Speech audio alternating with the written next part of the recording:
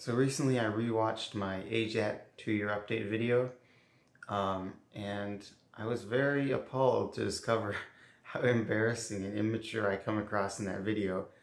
It's just so embarrassing. I can't believe that I thought it was okay to upload something like that.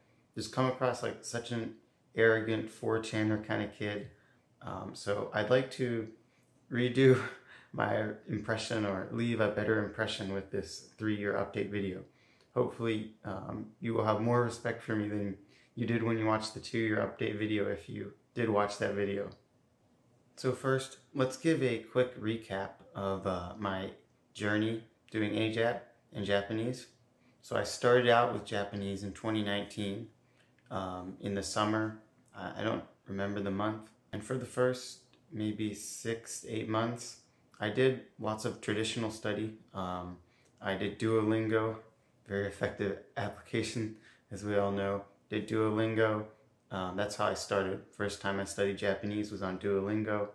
And then over time I got more into it, and I downloaded random textbooks. I read lots of blogs online, watched YouTube videos, those kind of things about grammar, but I never immersed or like tried to comprehend any content in the language. It was just theoretical knowledge only. And then near the tail end of that time, I started to find out about like Anki, and I would grind lots of Anki, but I didn't know about Immersion. I just knew about Anki, so I would grind like a bunch of pre-made decks and stuff like that for like 2 months before I found Immersion. But I didn't make a lot of progress with that, obviously, but I just grinded decks and no Immersion. And I also, I knew about like VR chat and stuff like that at that point. Like I had gone into VR chat, and I would just like, I think maybe that was my first experience with Immersion before I had actually discovered like Mavericks Japan and AJATT and stuff. Like one time I went into VR chat and I kind of just like sat there and listened to Japanese people talk, but I didn't really understand anything that was going on. I thought I understood, but for some reason when you're bad, you think you understand. Dunning-Kruger kind of thing maybe. But I did have a decent amount of theoretical knowledge, like grammar knowledge, that kind of stuff, and basic vocabulary when I started AJATT. So I started doing Immersion in May, I believe, of 2020. And for the first 6 months, I just rewatched content I had already seen. So what I would do is I had an anime I'd already seen, so I knew what was going on. I would download the anime, and I would download the subtitle file, and then I would just watch the anime raw. And then when I like heard something that I thought I could recognize, I would check the subtitle file or like mine from the subtitle file and things like that. So I was focused entirely on raw listening pretty much. I didn't watch with the subtitle. I only checked the subtitle file occasionally when there was like something I thought I heard or an I+1 sentence or something like that. So it was mostly raw listening until the beginning of 2021, which was when I first started putting Japanese subtitles on content, watching it with Japanese subtitles, which obviously quite improved my comprehension and the speed at which I was acquiring the language.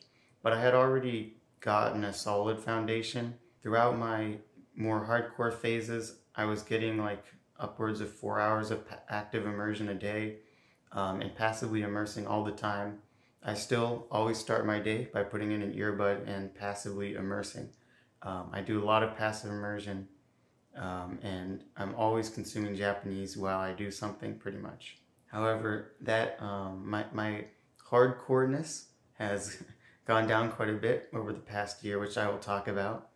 But for about 2 years, I did very serious immersion and listen all the time, and I would get lots of active immersion. I would count in raw runtime. So if you're like sitting at your computer watching anime or something for YouTube, I don't know, for like 3 hours, some people might say I actively immersed for 3 hours. I don't really know how most people count it, but personally I counted it in the raw runtime. I didn't count time paused and looking up. Since I was only really immersing with anime for active immersion, I would just count until I got to 9 episodes each day, because 9 episodes comes out to 3 hours in runtime, pretty much. For most of my Japanese journey, I focused exclusively on listening. I did do reading. I can read. I read like 20 books, I think. But that's only a tiny footnote in all of the immersion I've done. I tend not to see eye to eye with people who focus on reading and do a lot of reading. Reading's cool, but I think what really matters is the spoken language, your speaking and listening abilities. But anyway, for the first 6 months, I only rewatched content I had already seen. And then after that, I started watching new content. And I pretty much immersed with any type of content you can imagine. I started out mainly with anime, right? So I did mainly all of my active immersion was anime. My passive immersion was listening to like audio tracks of anime or condensed audio, and listening to YouTube as well. I've always listened to YouTube, but as time went on, I focused more on listening to YouTube and practical things like radio and stuff rather than anime. I like J-dramas, I like Japanese movies, I've read books, I read light novels, I've read manga, I've played games in Japanese. I've done pretty much everything. But I'd say the bulk of my immersion was composed of anime, YouTube, and dramas. And also real life stuff like talking to Japanese people online, and that kind of thing. I outputted for the first time probably in late 2021, like winter of 2021, maybe around October or something like that. And I outputted occasionally for like a couple months, but I started really doing more output at the beginning of 2022, particularly probably like from February onward. For like 3 months, I was outputting all the time. And then since then, I've continued to do quite a bit of output. I think my output has gotten a lot better. It's still not where I want it to be, but I can speak, and I will put somewhere in this video like a clip of me speaking or speak Japanese, just so you can see what level I'm at.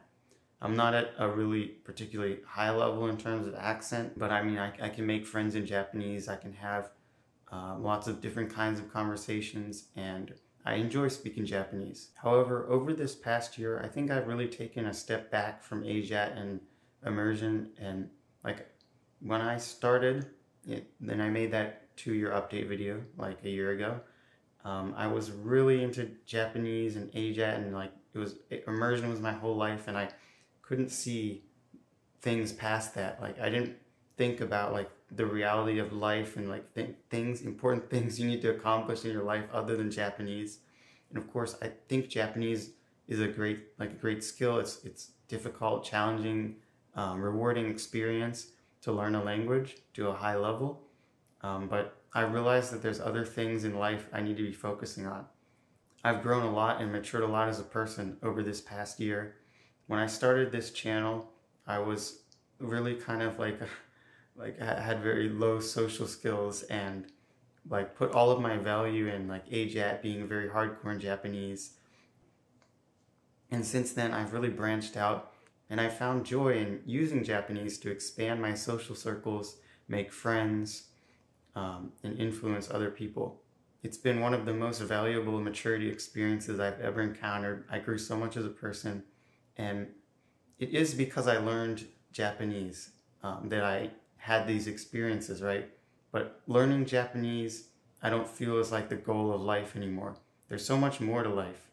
But Japanese has helped me on that journey of life, and helped me mature so much, because by having this skill of Japanese, I've been able to just branch out and meet so many cool people and expand my worldview. I kind of lived in an AJATT bubble where I didn't know anything about the real world. Like I was so out of touch with, I still am, but very out of touch with like what people in the West think, and like what kind of things are popular, and like just the culture of my own country, and just lots of useful knowledge I didn't know about like living and things. I spent years like doing hikikomori in my house studying Japanese, and so I missed out on a lot of valuable experiences.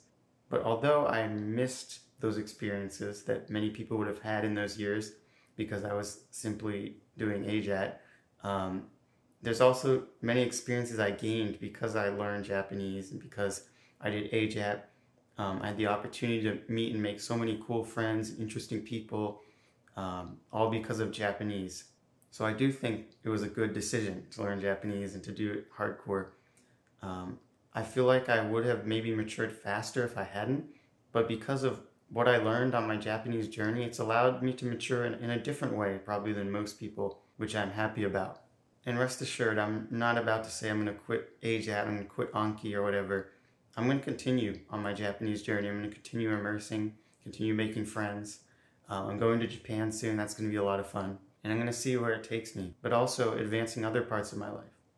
So what have I done this past year? So basically, I've had a full-time job working as a computer repair technician, and I've learned more skills through that other than Japanese and grown a lot. I moved to a totally new location, which really helped me. So before I was living in Colorado, and I moved to Arizona right around when I made that update video, and I had to like put myself in a new environment and figure out how to make friends, which I used Japanese to do. I entered Japanese circles and I made lots of friends. By moving to this new location, entering the workforce, so I'm on a gap year, so I entered the workforce instead of going to college. I gained a lot of valuable insight about the world that I wouldn't have otherwise. And pretty much all of my friends right now are like shakaijin, like adults, working adults. Through diversifying my social circles like this, I've been able to mature so much. And I have continued immersing. I've read, I've watched, I've listened. I've done a lot more output in this past year, which was part of my goal that I set. I think I have improved a lot. And one thing that I really gained by creating real life connections with Japanese people is just like practical knowledge about Japan, cultural knowledge, things Japanese people knew. And I also was able to create a support group of people that are also studying Japanese, or Japanese people, just friends that I can rely on and that support my mission of learning Japanese, which is a very valuable thing.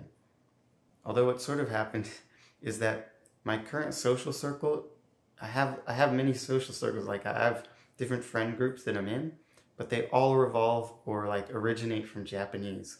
Like I have a lot of DJT or 4chan friends who were studying Japanese or are studying Japanese, and they are no longer, or they're studying other languages, but I'm still good friends with them. All my real life friends, some of these DJT people are friends in real life as well, but a lot of my real life friends, pretty much all of my real life friends, are somehow connected to Japanese. I don't think I have any real life friends that aren't learning Japanese or Japanese. All of my online friends, I have lots of other immersion learner online friends. They as well are all learning Japanese. I only really keep contact with a few friends who don't study Japanese. So it has sort of resulted in me living in this bubble where like everything I interact with is connected to Japanese, and like I'm not really in tune with how your average person thinks, because I'm totally in the Japanese world. My whole life is in the Japanese world. I think when I go into college though, I'll probably meet a lot more people that aren't involved in Japanese, maybe make some different kinds of friends there. In terms of my immersion routine, I still passively listen quite a bit. I've slacked off, honestly. I want to do it more, to be fair, than like I used to. I want to do more passive immersion because I've been spending more time listening to like English videos recently and just not nearly as serious about immersion as I used to be, which can be a good or bad thing, I think. But I do want to continue being serious about immersion in Japanese. I'm not about to quit Japanese.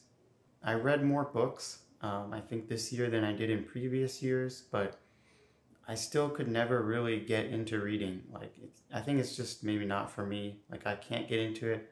I read lots of random articles, but like reading a books, most of the books I read, they just don't entertain me enough. It's very rare for me to find a book that really keeps me engaged.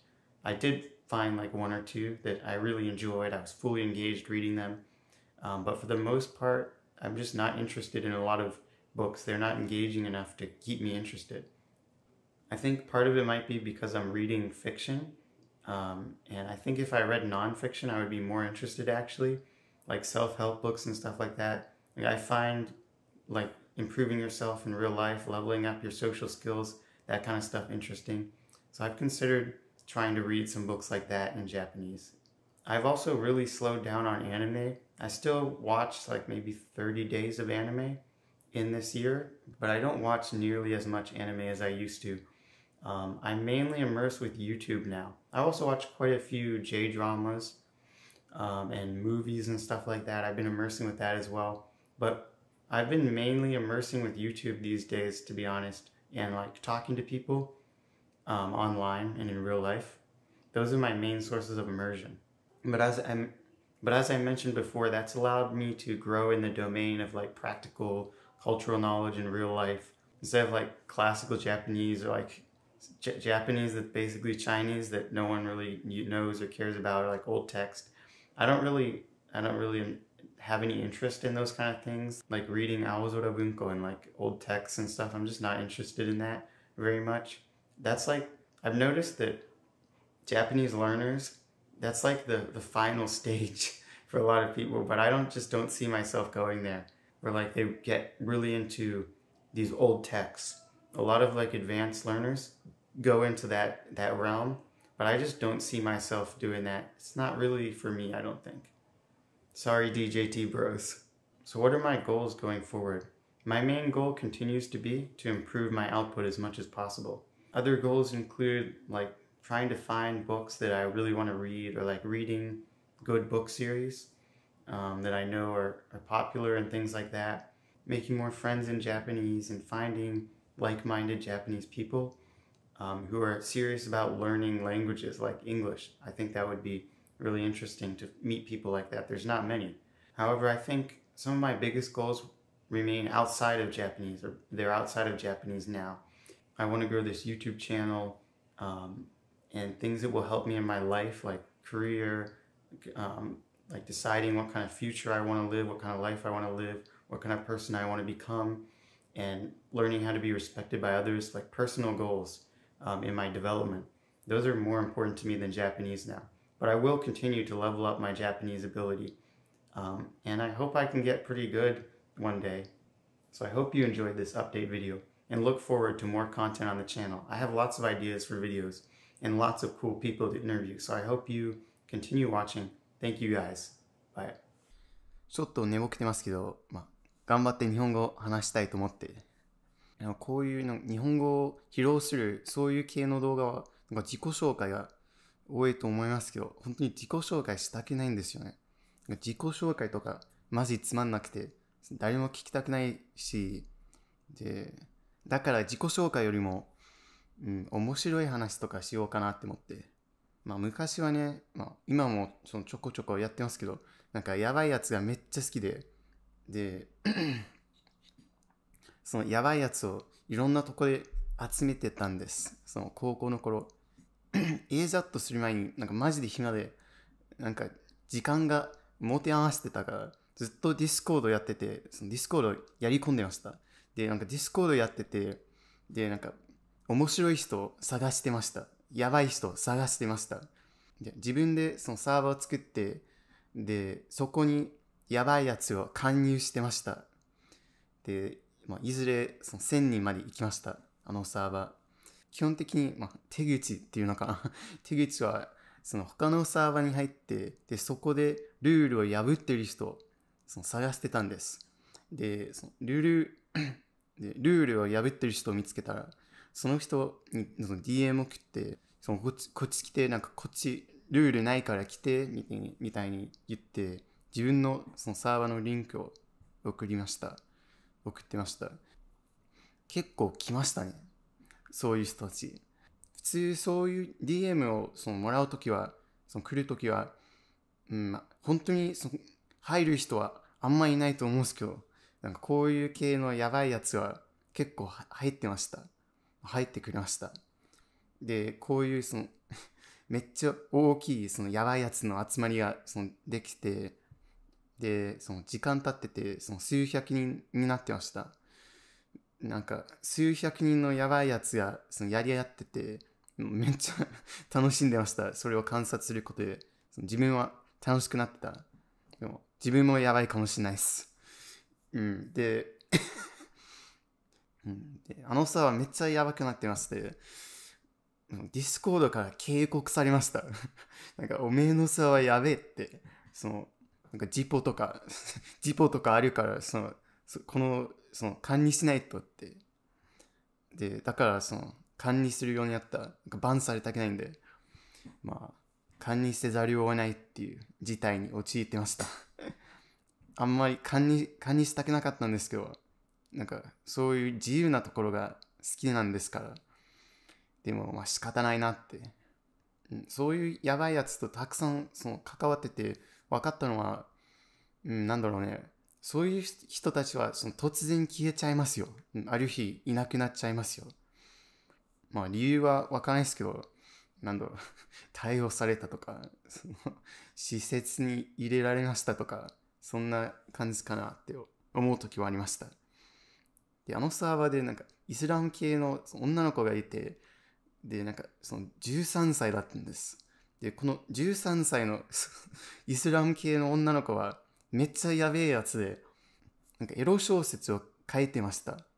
で、なんかこのサーバーの、なんていう、サーバーによく演じてる人たちを取り上げて、で、その人たちがやってるその場面を書いてました。自分も書かれました。あれですね、なんか日本語でなんていうかわかんないですけど、ネクロフィリアってあるじゃないですか。死体を犯す的な、そういうの結構書いてました、あの人。あのサーバーにはなんか、社会に出ちゃいけないみたいな人がいて、本当に社会に出ちゃいけないから、施設で、なんかこいつやべえから施設で生活しなきゃいけないみたいな、なんかずっと観察されながら施設で、でもなんかパソコンは一応あってでずっとディスコードをインしてました、あの人。